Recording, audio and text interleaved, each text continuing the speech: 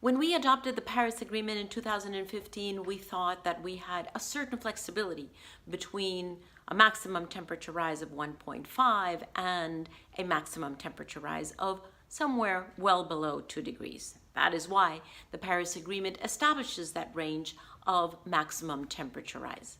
However, the recent report of the IPCC on the impacts of 1.5 degrees show that that flexibility is not in the system.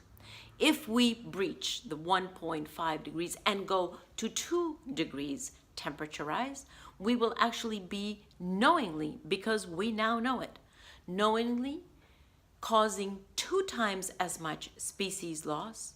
We will be causing more than 2 times as much food insecurity, devolving into forced migration and very likely international migration.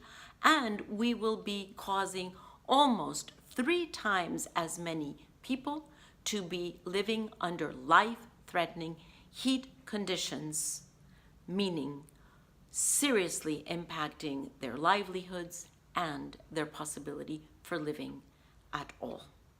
This is unacceptable. It is completely unacceptable that we now know what the impacts would be and that we just allow ourselves to go to that temperature rise.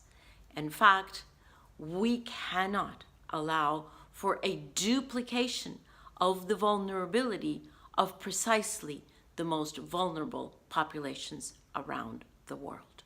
So we do have to set our minds to a 1.5 maximum temperature rise, thereby increasing ambition to reduce emissions quicker, at a greater pace, at a greater scale, not just in order to prevent the worst negative effects, but actually to increase the positive effects, to increase the improved health conditions, the improved transport conditions, the improved energy access conditions, the increased food security around the world.